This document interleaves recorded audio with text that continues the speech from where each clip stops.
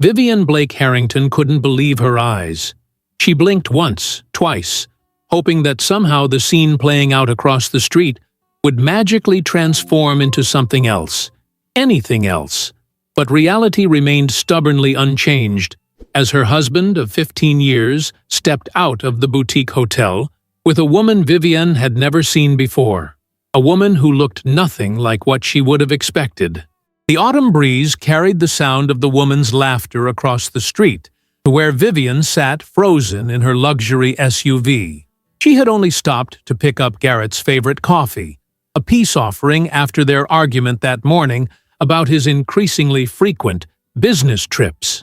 Now, her manicured fingers gripped the steering wheel so tightly her knuckles turned white, the coffee growing cold in the cup holder beside her. "That can't be what I think it is," she whispered to herself, watching as Garrett placed his hand on the small of the woman's back, in that familiar way he once reserved only for her. The intimacy of the gesture sent a jolt of pain through Vivian's chest. But what truly bewildered her wasn't just the fact that her husband was clearly having an affair, it was his choice of mistress. The woman was so ordinary. No, that wasn't quite right. Vivian, who had built an empire on her understanding of aesthetics and beauty, struggled to find the right words. The woman's mousy brown hair hung limply around her shoulders, not a hint of style or product visible. She wore no makeup, not even a touch of mascara or lip balm, and her clothes looked like they'd been selected purely for function rather than form. Loose-fitting jeans, practical flat shoes, and an oversized sweater that did absolutely nothing for her figure. As a highly sought-after image consultant whose waiting list stretched months long, Vivian could see at least 15 immediate improvements this woman could make. The thought was so absurd that a strangled laugh escaped her lips. Here she was, being betrayed by her husband, and all she could think about was how badly his mistress needed a makeover. "He left me for that?" she murmured incredulously. The rational part of her brain tried to intervene. Perhaps this wasn't what it seemed. Maybe this was a client, a colleague, a distant relative. But then Garrett leaned down and kissed the woman goodbye. Not a passionate embrace, but a tender, familiar kiss that spoke of comfortable intimacy, and Vivian felt her world tilt on its axis. She sank lower in her seat as Garrett walked the woman to her car, an unremarkable sedan that matched its owner in its complete lack of distinction. When the woman finally drove away, Garrett stood watching her leave, a soft smile playing on his lips that Vivian hadn't seen in years. Only when his phone rang did he snap out of his reverie. He checked the screen, frowned slightly, and then schooled his features before answering. Vivian knew without a doubt he was speaking to her. She could picture her own name flashing on his screen. Wife. Her own phone sat silently in her purse. She hadn't called him.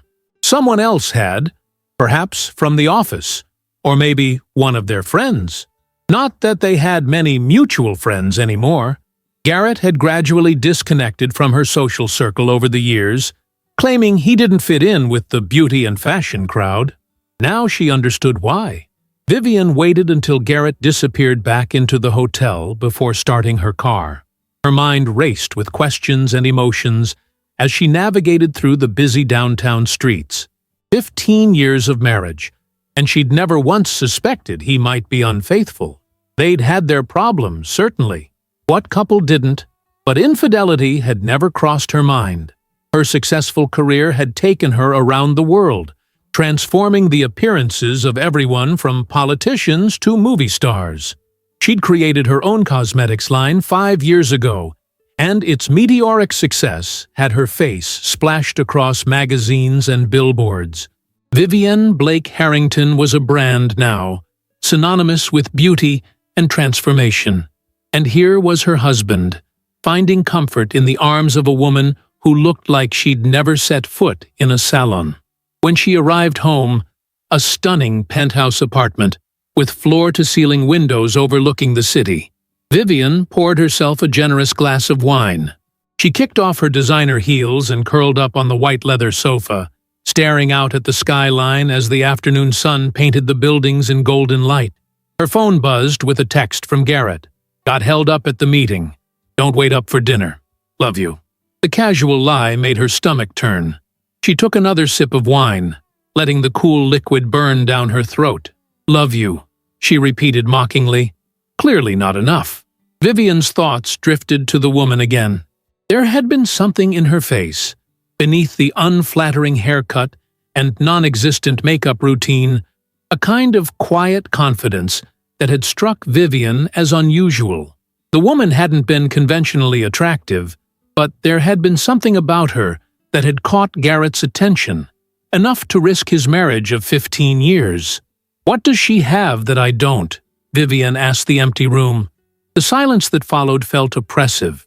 She stood up abruptly, nearly spilling her wine, and walked to the large mirror that hung in their entryway. Her reflection stared back at her. Flawless makeup, expertly highlighted burgundy hair, designer outfit that perfectly accentuated her figure. Vivian had spent her entire adult life perfecting her appearance, teaching others how to present their best selves to the world. Her livelihood depended on her belief that outer beauty mattered, that first impressions could open doors, that the right look could change your life. And yet, her husband had chosen someone who seemed to embody the opposite of everything she stood for. She pulled out her phone and opened her social media app, where millions of followers awaited her next beauty tip or product recommendation. The disparity between her public persona and her private reality felt like a cruel joke.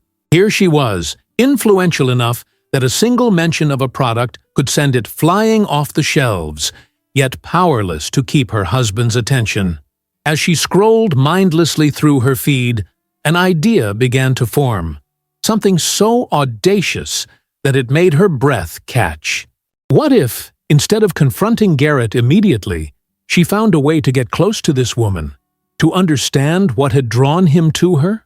Vivian knew she should be feeling rage, devastation, grief, and those emotions were certainly swirling beneath the surface.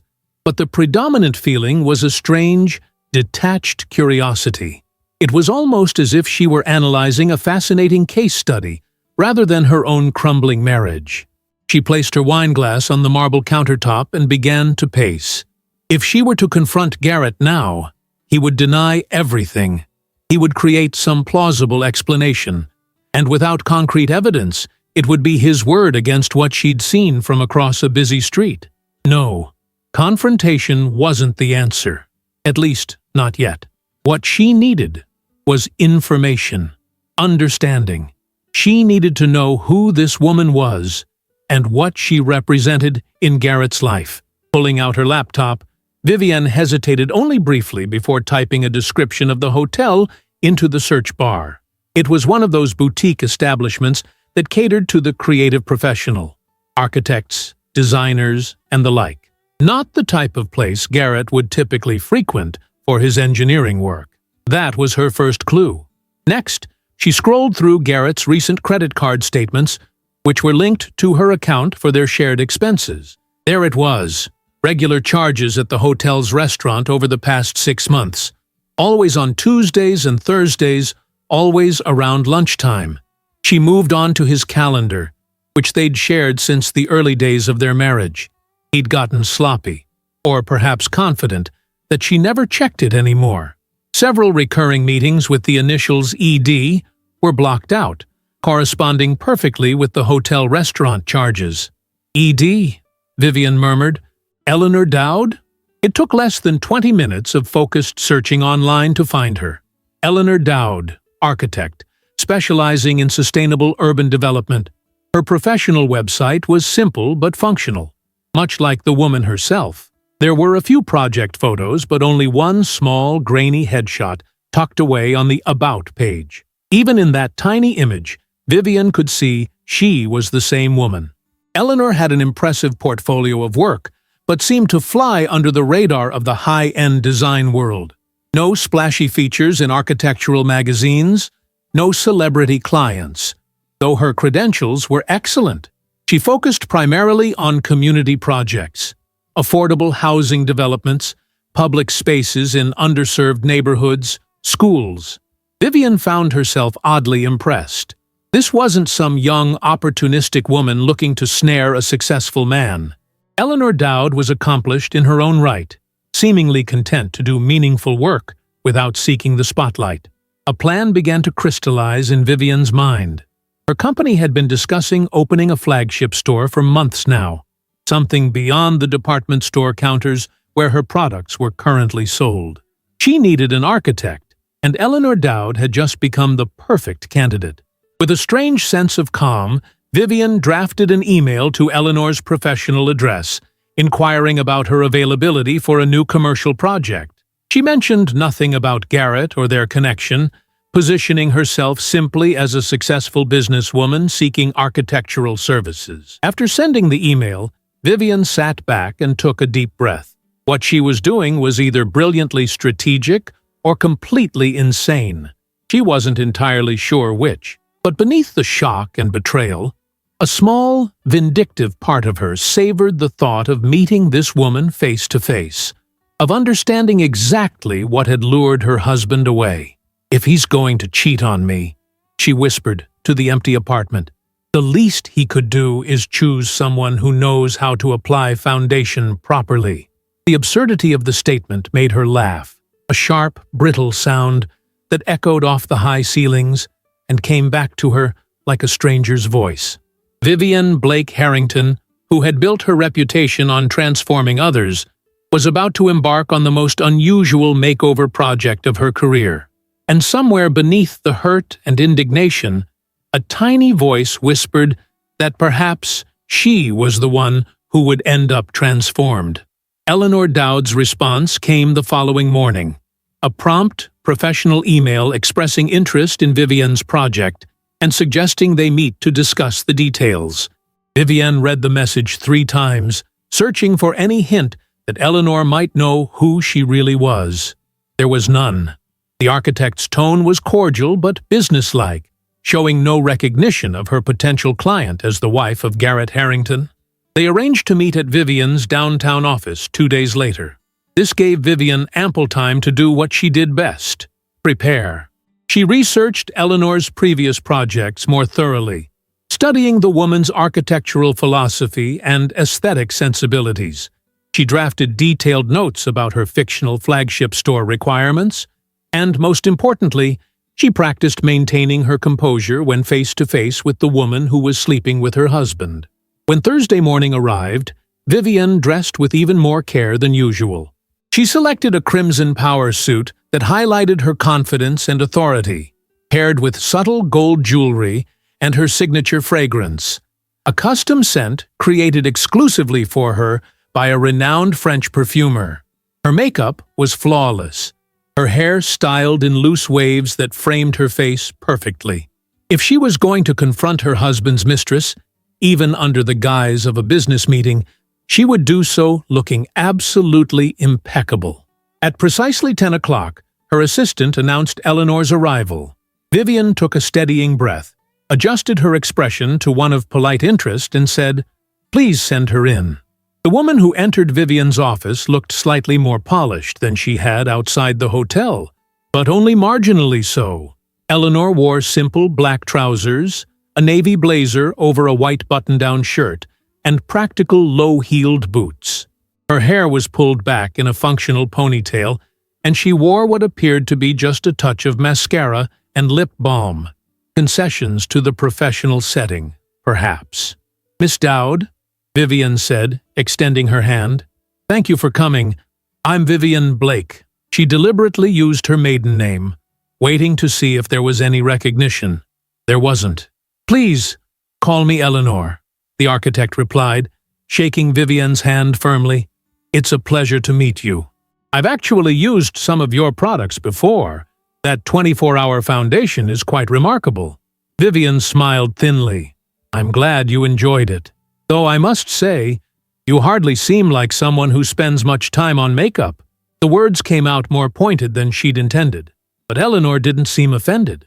"You're right," she laughed, setting her portfolio on the conference table. "My sister gave me a gift set of your line for Christmas last year.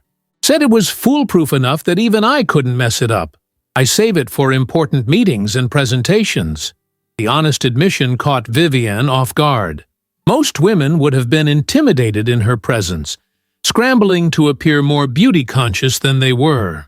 Eleanor's candor was refreshing, if irritating. "Well," Vivienne said, gesturing toward the seating area, "shall we discuss the project?" For the next hour, they reviewed Vivienne's fabricated plans for a luxury cosmetics boutique. Eleanor asked thoughtful questions about the brand identity, customer experience, and functional requirements of the space. She sketched quick conceptual drawings as they talked, her hands moving with confident precision across the paper. Despite herself, Vivienne was impressed. The woman clearly knew what she was doing professionally, even if her personal presentation left much to be desired. "I notice most of your portfolio focuses on community projects," Vivienne observed, watching Eleanor's reaction carefully. "What draws you to my high-end retail concept? It seems quite different from your usual work."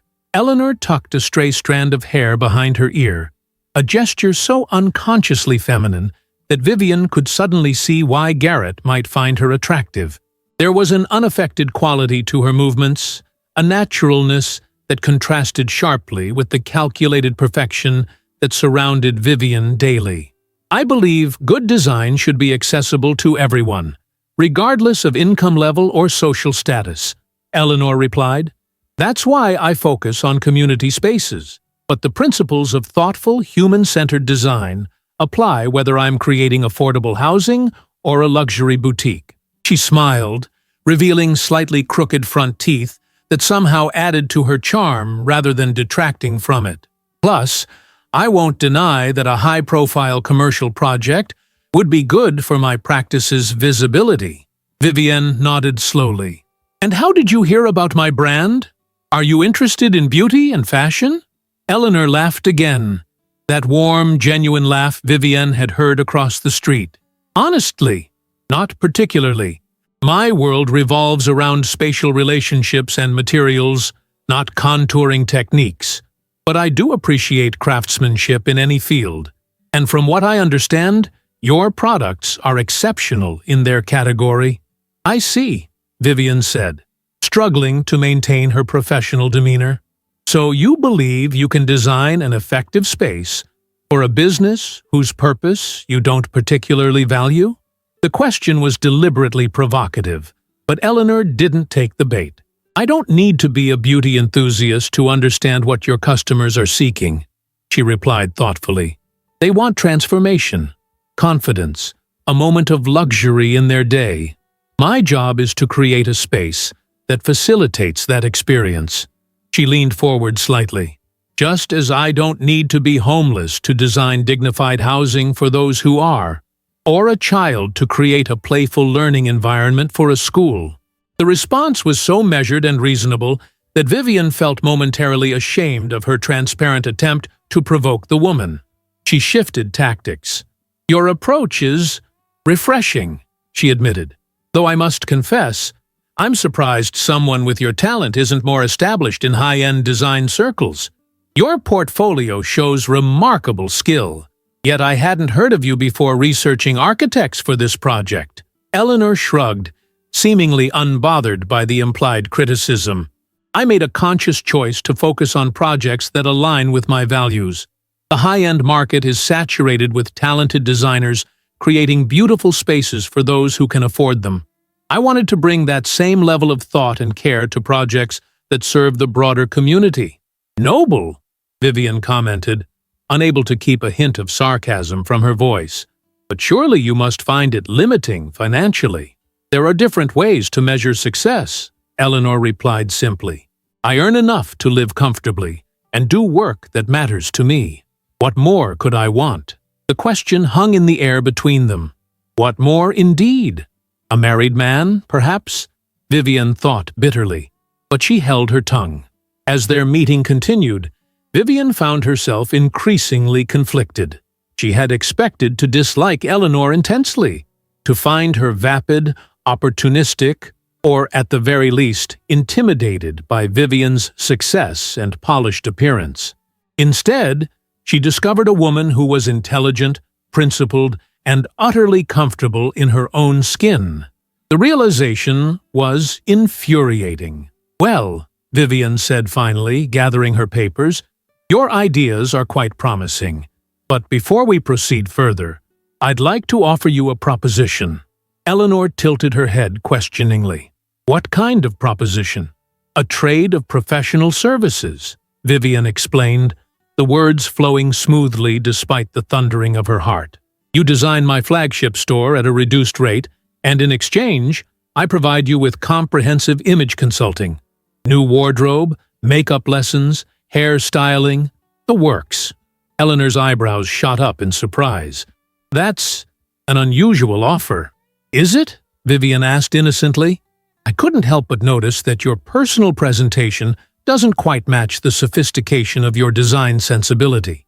In the high-end commercial world, clients often expect a certain cohesiveness between the designer and their work." She was being deliberately cruel now, but couldn't seem to stop herself. Some vindictive part of her wanted to hurt this woman, to make her feel inadequate in the way that Vivian herself had felt when seeing her husband kiss Eleanor goodbye. To her surprise, Eleanor didn't seem offended. She considered the offer thoughtfully, then said, "You know, several clients have suggested something similar over the years. I've always resisted, partly out of stubbornness, and partly because I believe my work should speak for itself." She paused, studying Vivian with those intelligent eyes. "But perhaps it's time I reconsidered.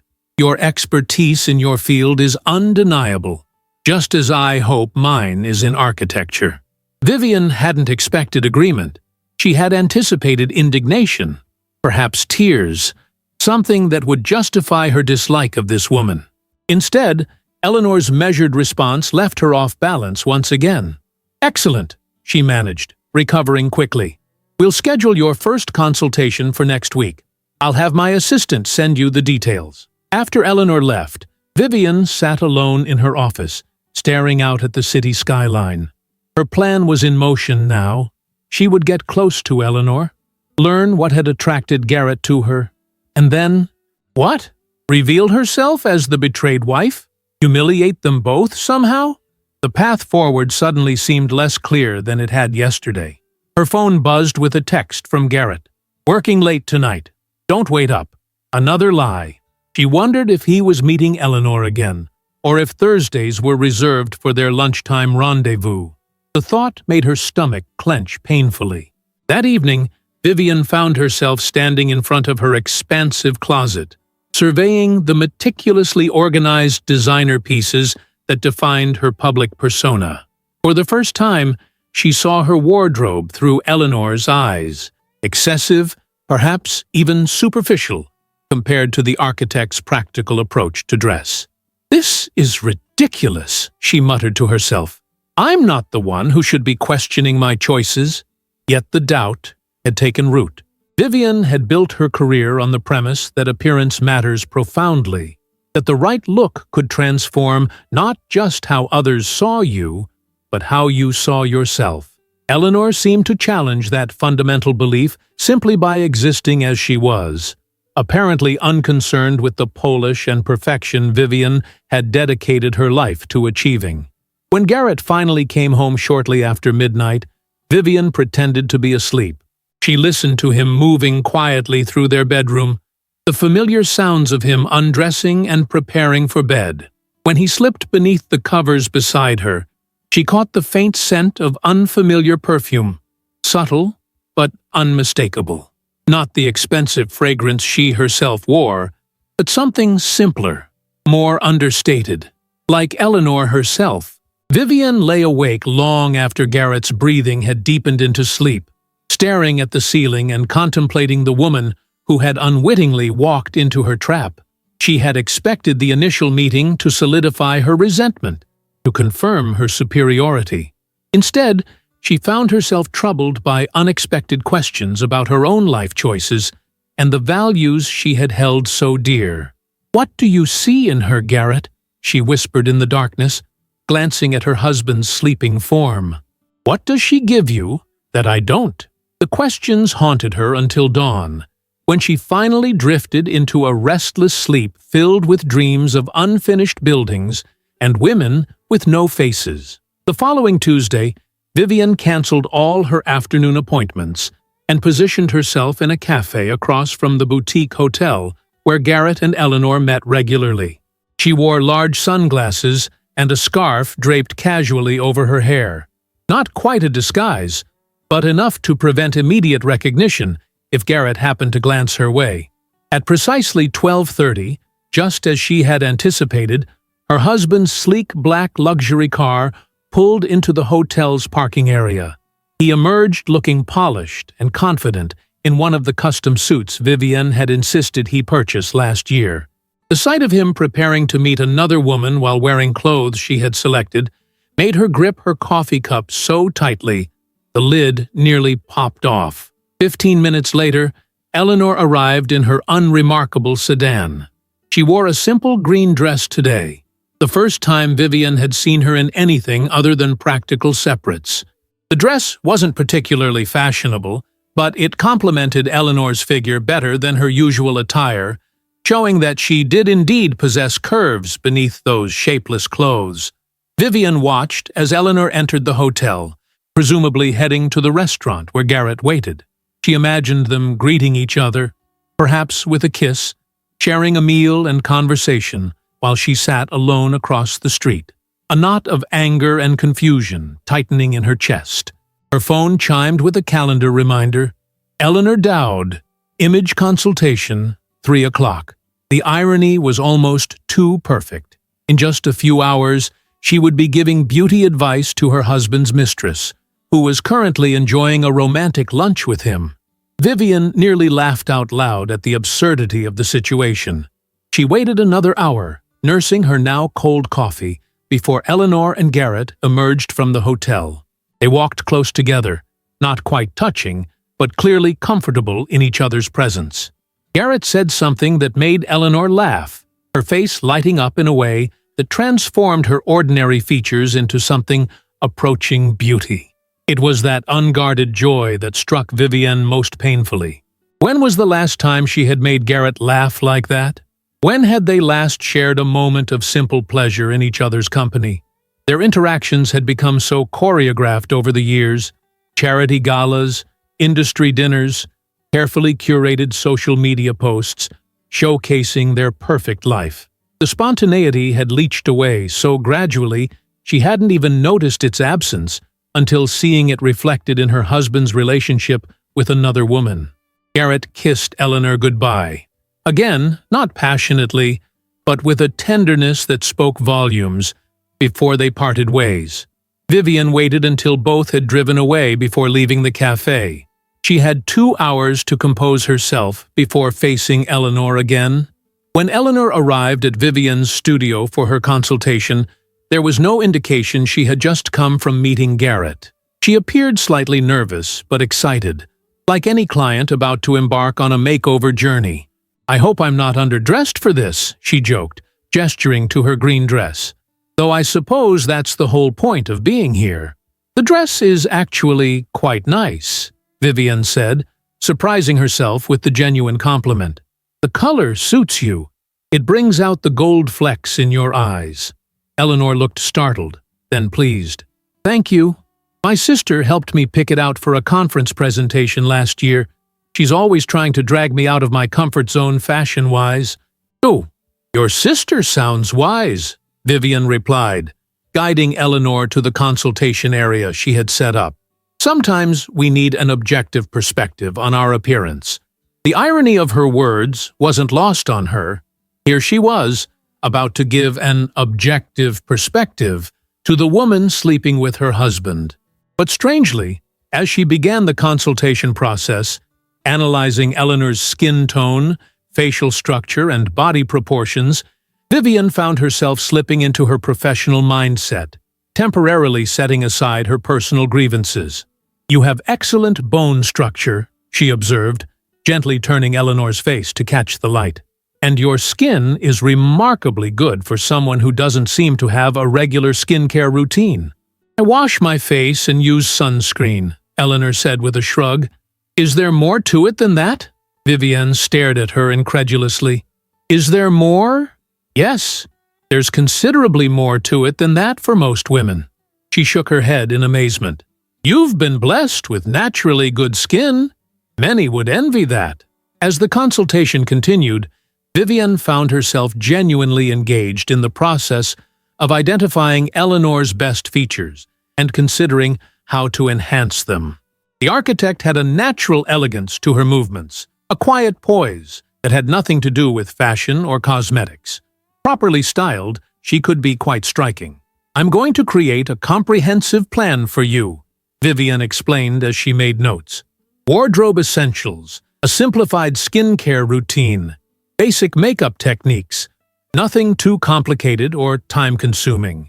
I can tell you're not someone who wants to spend hours on your appearance. Is it that obvious? Eleanor asked with a self-deprecating smile. It's not a criticism, Vivienne assured her, surprised to find she meant it. Different women have different priorities. The trick is finding a personal style that honors who you are while presenting the best version of yourself to the world. Eleanor considered this thoughtfully. You know, I've always admired women like you who understand the language of beauty and fashion. For me, it's like trying to speak a foreign tongue without knowing the basic vocabulary. I recognize when something looks good, but I have no idea how to create that effect myself. The honest admission touched something in Vivienne. She remembered feeling that way once, long ago, before she had dedicated years to mastering the art of personal presentation. Not everyone had the same interests or aptitudes. That didn't make their contributions less valuable. That's what I'm here for, she said, her voice softer than she'd intended. To translate that language for you. As she demonstrated simple makeup techniques on Eleanor's face, Vivienne was struck by the intimacy of the situation. There was something deeply personal about teaching another woman how to enhance her beauty, about literally touching her face and showing her how to see herself differently. The fact that this particular woman was intimately involved with her husband created a strange, charged atmosphere that Vivienne struggled to navigate. Look, she said, turning Eleanor toward the mirror after applying a subtle but effective makeup look. See how this brings forward your best features without looking overdone? Eleanor stared at her reflection, genuine wonder crossing her face. That's remarkable. I still look like me, just more polished, Vivienne supplied. More intentional. Yes, exactly. Eleanor turned to her with an appreciative smile. You really are talented at this. I can see why you're so successful. The sincere compliment caught Vivienne off guard. She had expected resistance or indifference from Eleanor, not this open appreciation of her skills. Thank you, she said, momentarily disarmed. Now, let's discuss your wardrobe. See, by the end of the 2-hour session, Vivienne had created a comprehensive style plan for Eleanor, complete with specific recommendations for clothing items, accessories, and beauty products. She had even scheduled a shopping trip for the following week, where she would personally help Eleanor select new pieces. As Eleanor prepared to leave, gathering the samples and notes Vivienne had provided, she paused at the door. You know, I was skeptical about this whole image consultation idea, she admitted. I've always believed that my work should speak for itself, that focusing too much on appearance is, well, superficial. She smiled apologetically. No offense intended. None taken, Vivienne replied coolly, though the comment stung more than she cared to admit. But I'm beginning to see that presentation is another form of communication, Eleanor continued thoughtfully. When I design a building, every element communicates something. Values, purpose, relationship to the environment. Perhaps personal style isn't so different. The insight surprised Vivienne. Most clients simply wanted to look better, feel more confident, make a stronger impression. You considered the deeper implications of personal aesthetics as a form of communication. That's a very astute observation, she said, studying Eleanor with newfound curiosity. Most people never make that connection. Eleanor shrugged, that natural, unaffected gesture that somehow communicated more authenticity than all of Vivian's carefully cultivated poise. I suppose we each develop sensitivity to different languages. You understand the language of personal aesthetics. I understand the language of spatial relationships and materiality. And what language does my husband understand? Vivian wanted to ask, but instead she simply nodded and wished Eleanor a good evening. After Eleanor left, Vivian sat alone in her studio, surrounded by the tools of her trade, the makeup palettes and fabric swatches and style guides that had defined her professional life. For the first time, she found herself questioning not just her marriage, but the foundations of her career. Had she been wrong to place so much emphasis on external beauty? Was there something superficial about her life's work, as Eleanor had implied?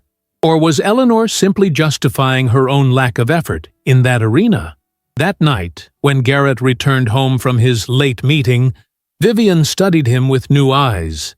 He moved through their luxury apartment with a strange detachment, as if he were merely visiting rather than living there. When had that happened? When had their shared space ceased to feel like a true home to him? "How was your day?"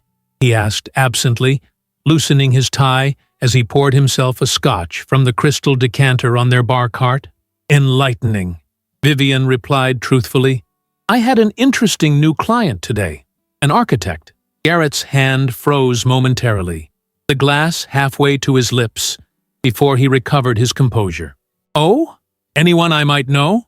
The casual tone was forced, and Vivian felt a perverse satisfaction in his discomfort. "I doubt it.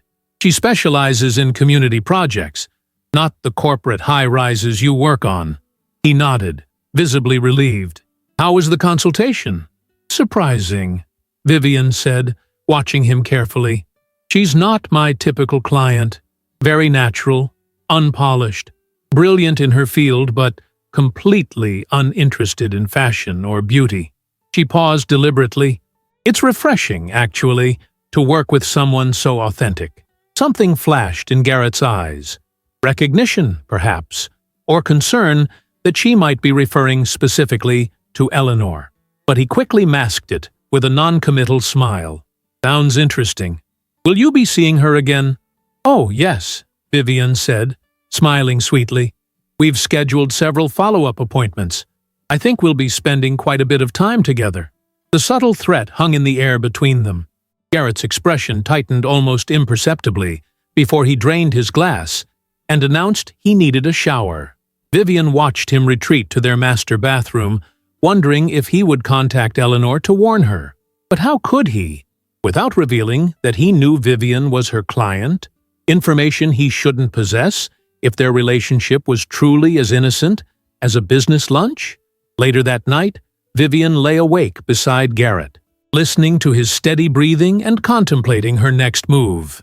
Her plan had been to humiliate Eleanor, to prove her own superiority by transforming the other woman, and then revealing the truth about their connection. But after spending time with Eleanor, the vindictive scheme felt increasingly hollow. What would it accomplish, really, beyond causing pain to a woman who, as far as Vivian could tell, had no idea Garrett was married? If anyone deserved her wrath, it was her lying husband, not his unwitting mistress. And yet, she couldn't bring herself to confront him directly. Not yet. Some part of her needed to understand more about this relationship, about what it revealed regarding the failures of her marriage. Because, if she were truly honest with herself, things had been broken between her and Garrett long before Eleanor Dowd entered the picture. As dawn broke over the city skyline, Vivian made a decision. She would continue with the consultations, not to humiliate Eleanor, but to understand her, to learn what this woman possessed that had captivated Garrett so completely, and perhaps, in the process, to discover what was missing from her own carefully curated life. The shopping excursion with Eleanor proved more enjoyable than Vivian had anticipated. They met at an upscale boutique on Saturday morning, where Vivian had arranged for a private shopping experience. Eleanor arrived looking somewhat apprehensive, clutching a reusable coffee cup and wearing what Vivian now recognized as her best outfit, the green dress from their consultation. "I feel like I'm infiltrating a foreign territory," Eleanor admitted as they entered the elegant shop. "I usually buy most of my clothes online or at department stores. Places like this are intimidating." "There's nothing to be intimidated by," Vivian assured her, guiding her through the carefully curated racks. "Think of it as selecting materials for a design project. Each piece serves a purpose and contributes to the overall aesthetic." Eleanor seemed to relax at the analogy. "That makes sense. Form following function, but the form matters too." "Exactly," Vivian said, pleased by how quickly Eleanor grasped the concept. "Let's start with some foundation pieces, well-cut basics that you can mix and match for different occasions." As they moved through the store, Vivian selected items that complemented Eleanor's natural coloring and body type. Simple, elegant pieces that would elevate her look without requiring her to adopt an entirely different aesthetic. To her surprise, Eleanor was an attentive student, asking thoughtful questions about fabric choices, proportions, and versatility. "The key for someone with your lifestyle is efficiency," Vivian explained, holding up a beautifully tailored blazer in a deep teal shade. "You need pieces that transition easily from client meetings to construction sites, that pack well for travel, and that don't require elaborate maintenance." Eleanor nodded appreciatively. "You really understand what I need." "I assumed you'd try to put me in cocktail dresses and stilettos." Vivian laughed, despite herself. "That would hardly be appropriate for someone who spends time on construction sites. Style should enhance your life, not complicate it." They continued through several boutiques, with Eleanor gradually becoming more confident in evaluating potential purchases. By lunchtime, they had assembled a respectable collection of new items, and Vivian suggested they take a break at a nearby cafe. Over salads and sparkling water, their conversation drifted from fashion to careers, and Vivian found herself genuinely interested in Eleanor's perspective on architecture and design. "What drew you to architecture initially?" she asked, watching Eleanor's face animate with passion.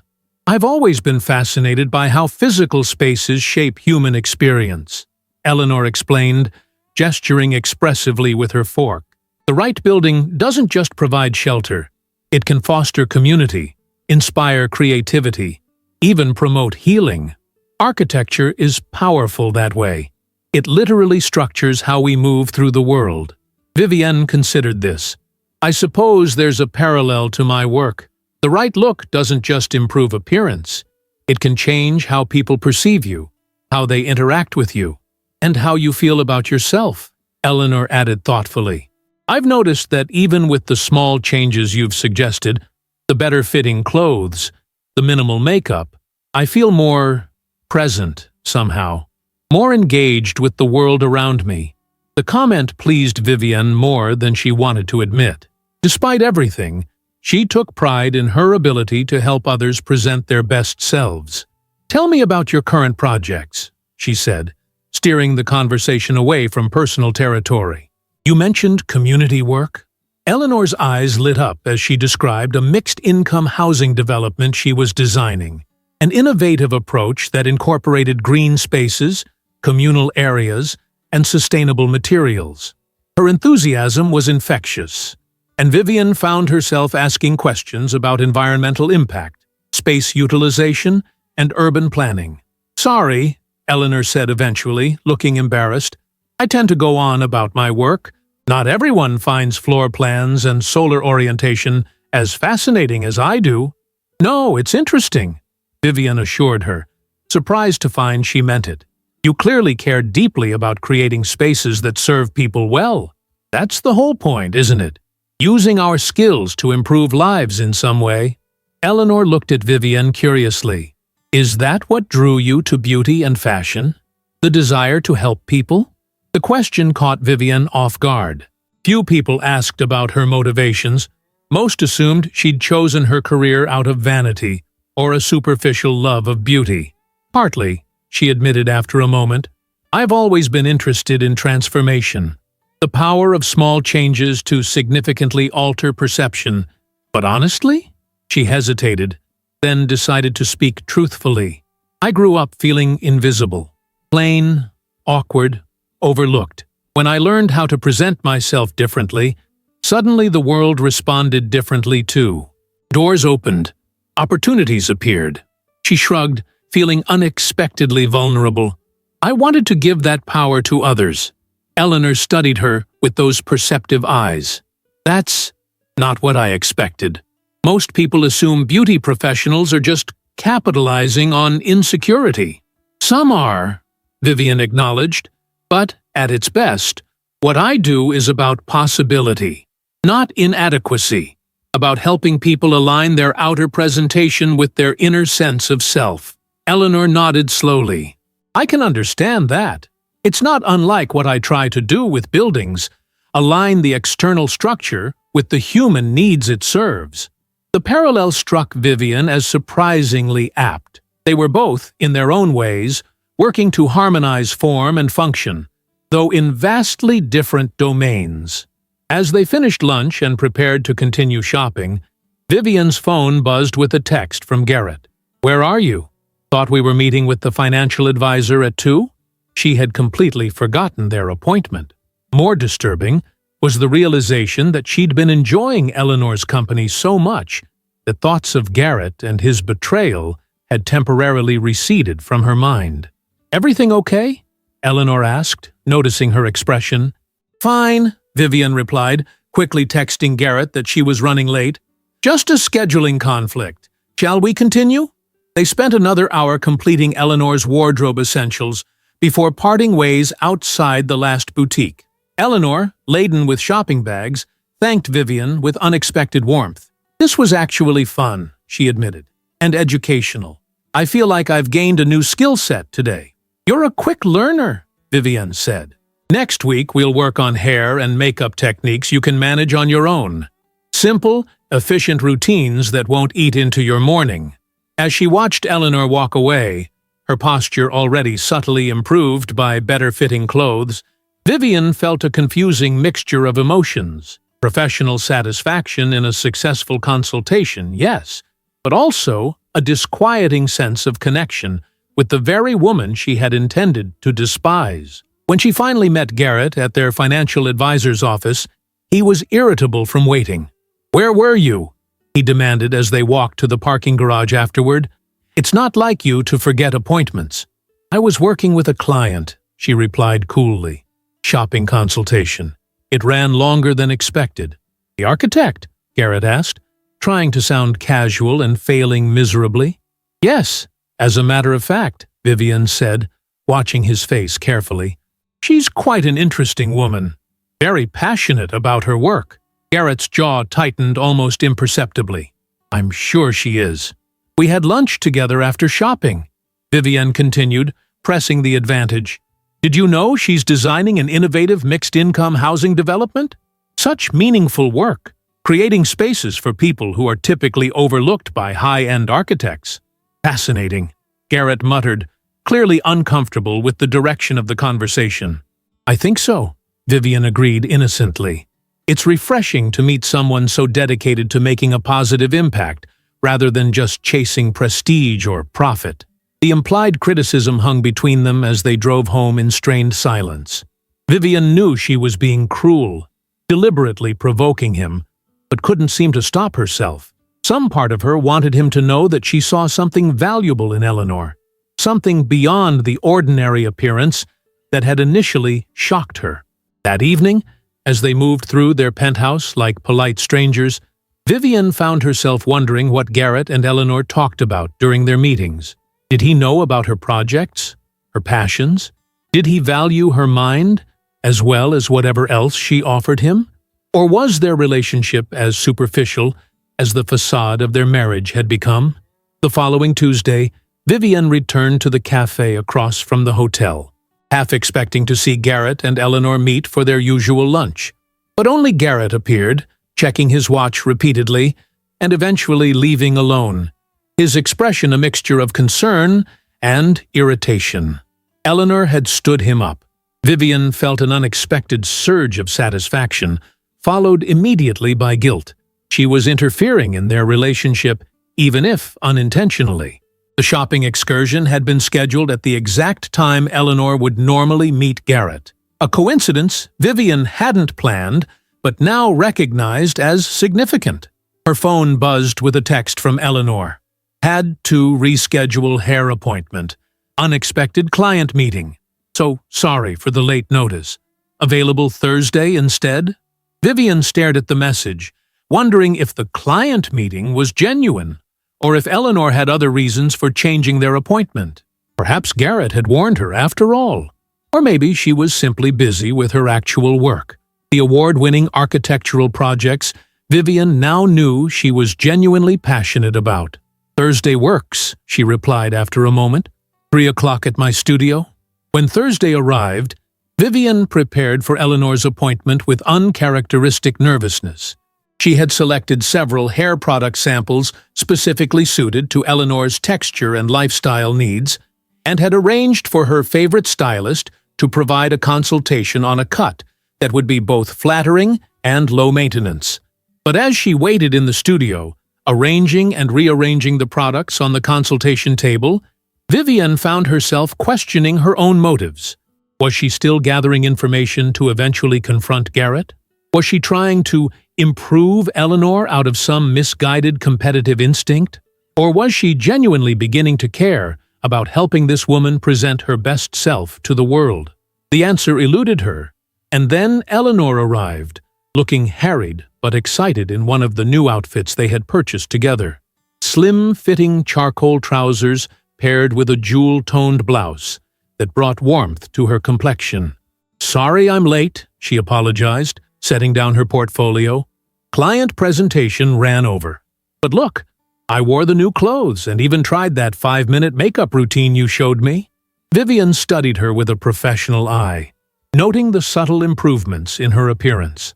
The minimal makeup enhanced her features without looking obvious, and the better-fitting clothes highlighted her natural grace. "You look lovely," she said honestly. "Those colors suit you perfectly." Eleanor beamed, and Vivian felt that unexpected pang again. Pride in her work mingled with guilt about her intentions. The hair consultation went smoothly, with Eleanor agreeing to a subtly layered cut that would enhance her natural texture while requiring minimal styling.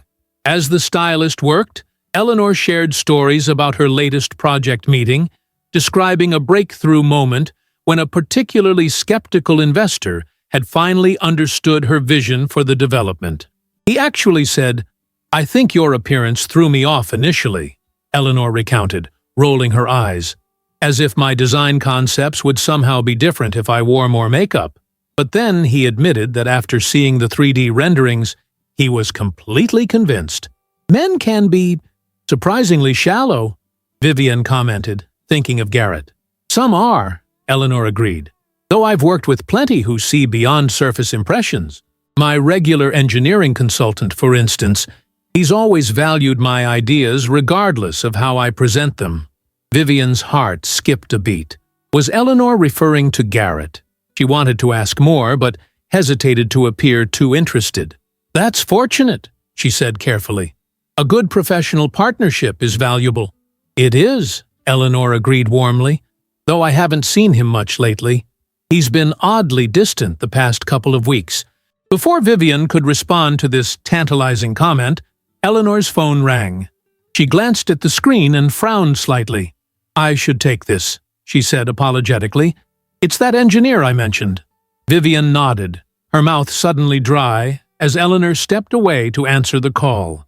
She could hear only Eleanor's side of the conversation, professional, friendly, but with an undercurrent of tension. "Yes, I got your messages. No, I've been genuinely busy with the Riverside project. Tomorrow? I don't know, Garrett. My schedule is pretty full." Hearing her husband's name spoken aloud by his mistress sent a jolt through Vivian. Until this moment, there had been a surreal quality to the situation, as if she were observing someone else's life rather than her own. Now, the reality crashed down on her with undeniable force. Eleanor returned, looking troubled. "Sorry about that. Where were we?" "Your hair looks fantastic," Vivian said automatically, professional training taking over despite her inner turmoil. "The layers frame your face beautifully." "It does feel lighter," Eleanor agreed, running her fingers through the newly styled locks. "And I can tell it will be much easier to manage." They completed the consultation, with Vivian demonstrating simple styling techniques and recommending products that would work with Eleanor's busy lifestyle. Throughout the remainder of their session, Vivian maintained her professional demeanor, but internally, her thoughts were chaotic. Eleanor had referred to Garrett as her engineering consultant, had mentioned his recent distance, had sounded reluctant to meet with him. What exactly was the nature of their relationship? Vivian had assumed a romantic affair based on what she'd witnessed, but could she have misinterpreted things? As Eleanor prepared to leave, gathering her new products and styling tools, she paused by the door. "I wanted to thank you again," she said sincerely, "not just for the advice about clothes and makeup, but for treating me with respect throughout this process. You never made me feel inadequate or judged for my lack of knowledge in this area. That means a lot." The genuine gratitude in Eleanor's voice made Vivian's carefully constructed anger begin to crumble. How could she continue to hate this woman who stood before her, earnest and appreciative, completely unaware of their connection through Garrett? "You're welcome," she managed, her voice tight with emotion she couldn't fully identify. That's important to me, treating clients with respect." After Eleanor left, Vivian sat alone in her studio, staring at her reflection in the large consultation mirror.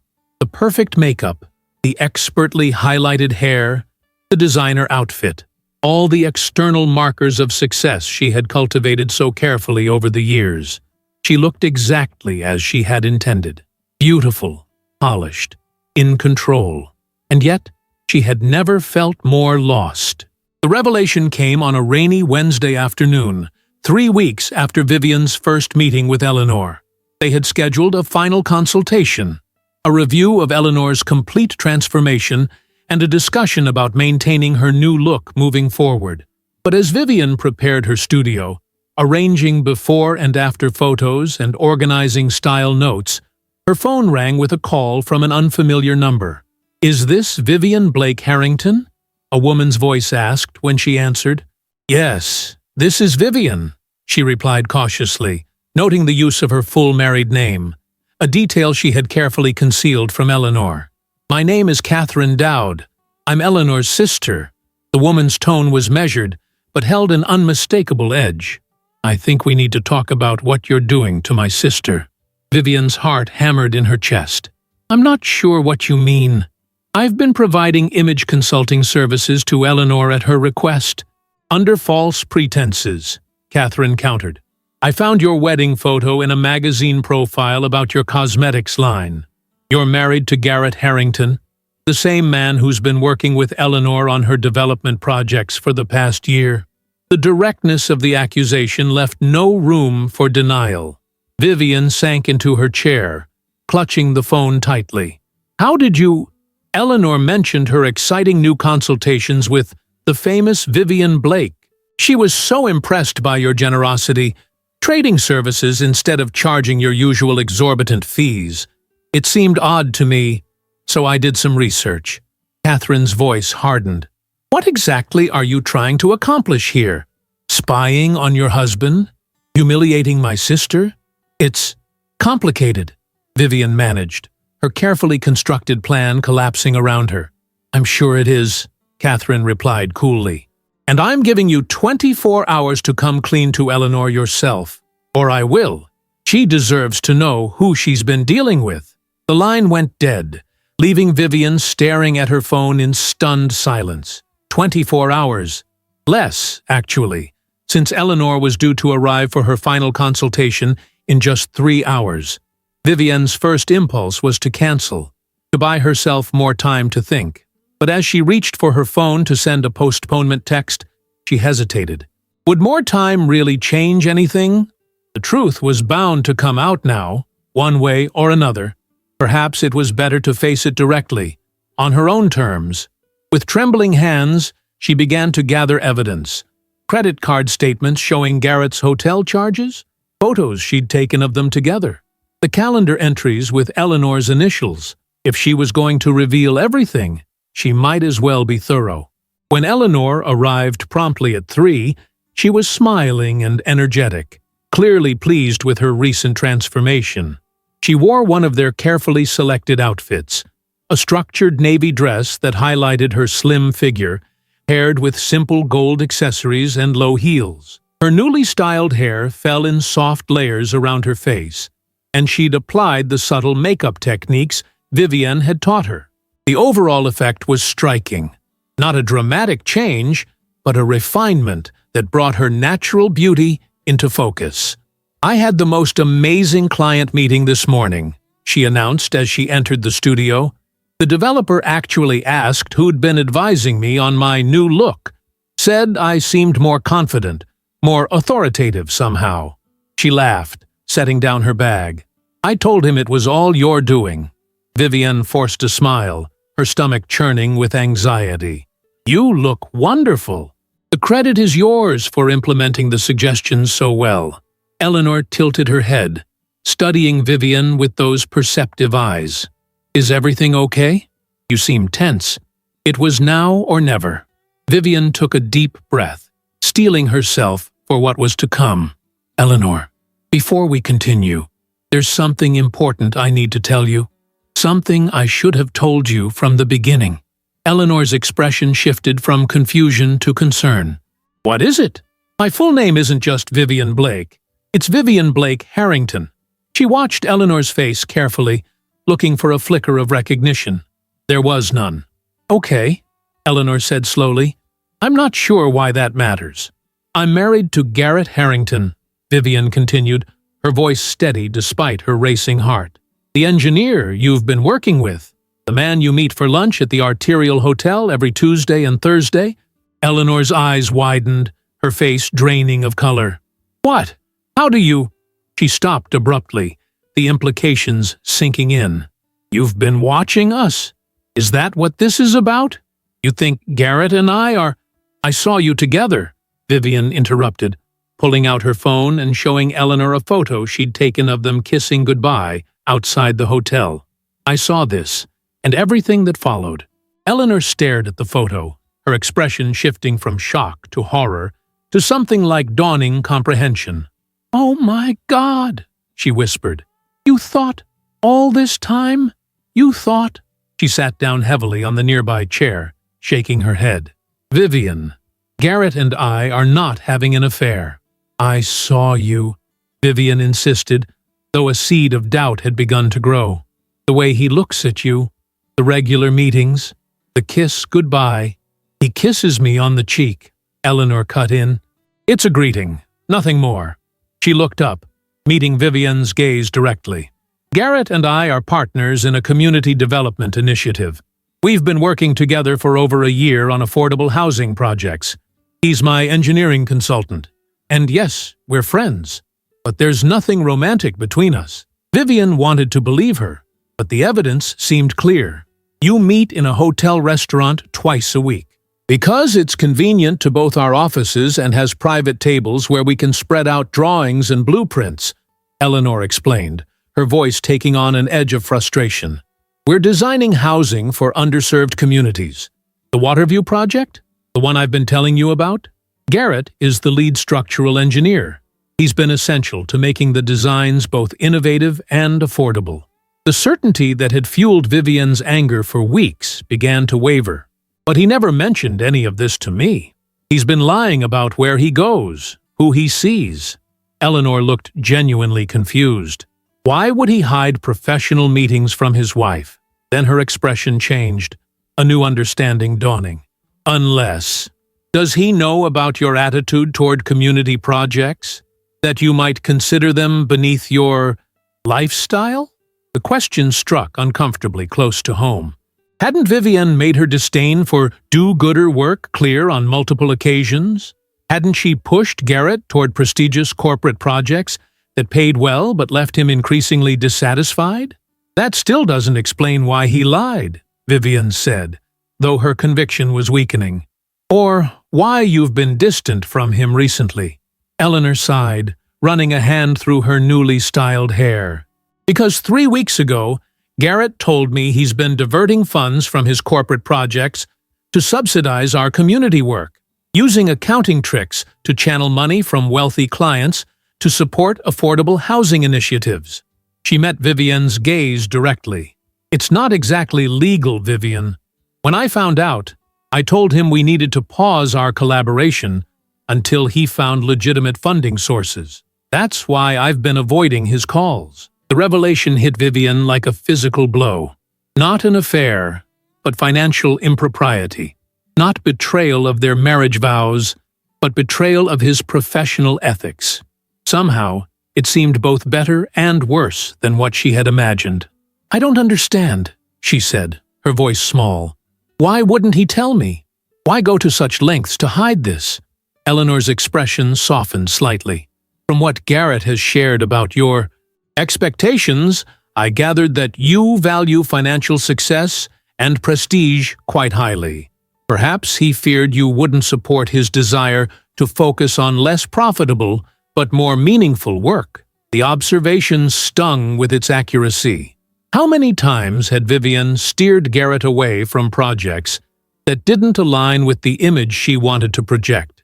How often had she dismissed his interest in community development as an impractical dream? So all this time, Vivian said slowly, while I've been giving you makeover advice with ulterior motives, you've been completely innocent of what I suspected. Eleanor nodded, her expression a complex mixture of emotions. And while you've been suspicious of me, I've been admiring you, learning from you. She laughed mirthlessly. Life has a twisted sense of humor, doesn't it? They sat in uncomfortable silence for a moment, the weight of misunderstanding and mistrust hanging heavy between them. What happens now? Eleanor finally asked. It was a question Vivian had no ready answer for. Her carefully orchestrated plan of revenge had been built on a false premise. The woman she had intended to humiliate was guilty of nothing beyond befriending her husband professionally. I don't know, Vivian admitted. I need to talk to Garrett. Eleanor nodded, gathering her belongings. I think that's wise. She paused at the door, turning back with unexpected compassion.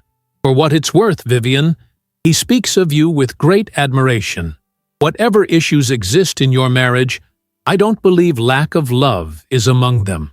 After Eleanor left, Vivian sat motionless in her studio, surrounded by the trappings of her successful career. The awards, the magazine covers featuring her work, the photographs of celebrities she had transformed, all the external validation she had pursued so relentlessly throughout her adult life.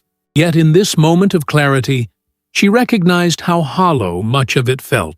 She had been so focused on appearances that she had missed the substance of her own marriage, the gradual estrangement, the diverging values, the breakdown in communication that had allowed such profound misunderstandings to fester. That evening, when Garrett arrived home, Vivian was waiting for him in their living room, the evidence of his financial misdeeds spread out on the coffee table before her. She had spent hours tracing the money trail after Eleanor's revelation, using her access to their accounts to confirm what the architect had told her. We need to talk, she said simply, as he entered. Garrett took one look at the documents, and his face fell. There was no denial, no attempt to deflect or defend. He simply sat down across from her, shoulders slumped in defeat. How long have you known? He asked quietly. I found out today, she replied. From Eleanor Dowd. His head snapped up at that. You've spoken to Eleanor? How? I've been doing more than speaking to her, Garrett. I've been giving her image consultations for the past 3 weeks. Vivian's voice was steady, though her emotions were anything but. I saw you with her outside the hotel last month. I thought you were having an affair. Comprehension dawned on his face, followed quickly by disbelief. An affair? With Eleanor? That's absurd. She's a colleague, a friend. We're working on the Waterview project together. So she explained, Vivian said. What she also explained was your creative accounting methods for funding these projects. She gestured to the financial documents before them. Did you think I wouldn't find out eventually? Did you think I wouldn't care that my husband was committing fraud? Garrett ran a hand through his hair, a gesture of frustration she knew well. It's not fraud exactly. It's reallocation. The corporate clients can afford it. They're paying for my expertise, and I deliver quality work. They just don't know they're also subsidizing housing for families who would otherwise be priced out of decent neighborhoods. That's still fraud, Garrett, Vivian insisted, though with less heat than she might have expected. It's illegal, and it's wrong, regardless of your noble intentions. I know, he admitted, meeting her gaze directly. I started small, just padding budgets slightly, directing the excess to the community projects. But it grew. The need was so great, and the corporate work so lucrative, it was easy to justify. Why didn't you tell me? Vivian asked, the hurt in her voice unmistakable. Why all the secrecy? Garrett laughed humorlessly. Tell you? Vivian, every time I mentioned wanting to do more community-focused work, you shut it down. You called it charity cases and career suicide. You pushed me toward the high-profile projects that would look good in your social circles. The accuracy of his assessment made her wince. So, you just decided to lie instead? To risk everything we've built together? I didn't see another way, he said simply. I was suffocating in the corporate world, designing soulless buildings for clients who only cared about profit margins. The work with Eleanor, creating spaces that actually improve lives, that's what gives me purpose. He looked at her with unexpected intensity. When was the last time you felt true purpose in your work, Vivienne? Not just success or validation, but genuine meaning? The question struck her with surprising force. When had she last felt that her work mattered beyond the superficial transformations, beyond the commercial success? She thought of Eleanor's passion for her community projects, the light in her eyes when she described creating spaces that fostered connection and dignity. I used to, she said softly. When I first started, I believed I was helping people find confidence, helping them align their outer appearance with their inner worth. She gestured around their luxurious apartment. Somewhere along the way, it became more about status and less about substance. Garrett's expression softened. We've both lost our way, haven't we? The simple acknowledgement broke something open between them, a recognition of shared responsibility for the state of their marriage, for the distance that had grown so gradually they had barely noticed until it became an unbridgeable chasm. What do we do now? Vivian asked, echoing Eleanor's earlier question. Garrett considered this carefully. First, I need to come clean about the financial irregularities, find a legal way to support the community projects, or step away from them entirely. He met her gaze steadily. And we need to decide if there's anything left between us worth salvaging. The question hung in the air between them, weighted with 15 years of shared history and an uncertain future. 3 months later, on a crisp autumn morning reminiscent of the day she had first seen Garrett and Eleanor outside the hotel, Vivian stood on the construction site of the Waterview development. She wore practical boots and jeans, a far cry from her usual polished appearance, and her hair was pulled back in a simple ponytail. Beside her, Eleanor reviewed blueprints with a contractor, her newly confident presentation style evident in her posture and clear directives. Garrett was gone. Not from Vivian's life entirely, but from their marriage. The legal consequences of his financial improprieties had been significant, but not devastating. With a prestigious law firm behind him, hired by Vivian in a final act of marital support, he had negotiated a settlement that included substantial community service and financial restitution, but avoided jail time. Their divorce had been amicable, if painful, a mutual recognition that they had grown in fundamentally different directions. Garrett had moved to a smaller city where he was working with a nonprofit architectural firm, focusing exclusively on community development projects. this time with transparent funding and proper financial oversight. And Vivienne? She had surprised everyone, including herself, by redirecting her career. She still provided image consulting, but with a new focus and mission. The Beauty Beyond project she had founded in partnership with Eleanor provided professional styling, makeup services, and interview clothing for women transitioning from homelessness or domestic violence situations into the workforce. The outward transformation served a deeper purpose, helping these women reclaim their confidence and present themselves effectively in professional settings. The contractor says we're on schedule for completion next month, Eleanor reported, joining Vivienne at the edge of the site. She looked polished, but practical in one of the outfits they had selected together. Her natural beauty enhanced rather than overshadowed by the subtle styling techniques Vivienne had taught her. The community center will be ready for the holiday gathering.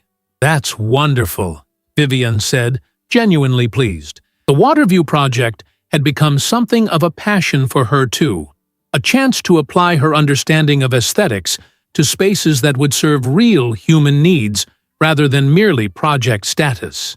"Have you heard from Garrett recently?" Eleanor asked carefully. Though initially horrified by the deception Vivienne had practiced, she had gradually come to understand the complicated emotions that had driven it. Over time, an unlikely friendship had formed between the two women, tentative at first, then increasingly genuine. "He called last week," Vivienne replied. "The Portland project is going well. He sounds content." She smiled slightly, remembering the conversation. "He mentioned he's seeing someone, another architect in the firm, someone who shares his values from the outset this time." "And how do you feel about that?" Eleanor asked. Vivienne considered the question honestly. "Relieved, actually, that we're both finding our way forward." She glanced at Eleanor. "What about you? Any progress with that structural engineer from the East Side project? The one who can't stop staring at you during meetings?" Eleanor laughed, a slight blush coloring her cheeks. "We're having dinner tomorrow night. I'm wearing that burgundy dress you insisted I buy." "Excellent choice," Vivienne approved. "He won't know what hit him." As they walked through the half-completed development, discussing design details and community programming, Vivienne reflected on the strange journey that had brought her here. She had set out to humiliate a woman she perceived as a rival, only to find an unexpected friend and ally. She had sought to protect a marriage that, in truth, had ceased to meet either partner's needs long ago. And in the process of losing what she thought she wanted, she had rediscovered what she truly needed: purpose, authenticity, and genuine connection.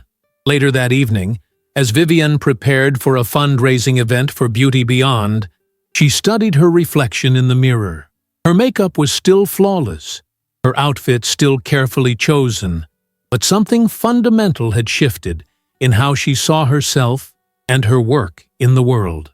The irony wasn't lost on her that Eleanor, the woman she had once judged so harshly for her lack of polish, had helped her recognize the superficiality in her own carefully curated life. That in attempting to transform Eleanor's appearance, Vivienne had experienced a far more profound transformation of her own values and priorities.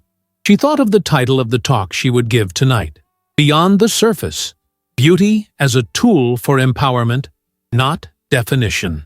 It represented everything she had learned through her encounter with Eleanor and the painful but necessary dissolution of her marriage. The woman who stared back at her from the mirror was still beautiful, still polished, but now those qualities served a purpose beyond mere appearance. They were tools in her arsenal, rather than the sum total of her worth. "What an unexpected plot twist," she murmured to her reflection, smiling at the thought of how differently things had turned out from what she had planned that day outside the hotel. She had lost a husband, but gained a clearer understanding of herself. She had intended to humiliate a rival only to find a friend and collaborator. She had sought revenge but discovered redemption instead. And perhaps most surprisingly of all, the woman she had once dismissed as horrible-looking had shown her the true meaning of beauty. Not in perfectly applied makeup or designer clothes, but in authenticity, purpose, and the courage to live according to one's deepest values.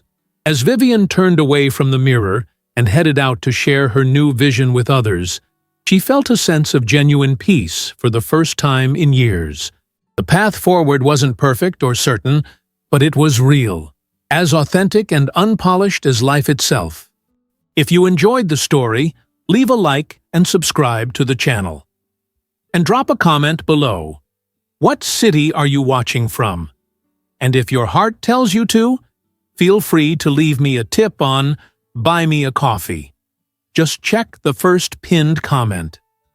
Thanks for keeping me company and for the coffee, and I'll see you in the next story.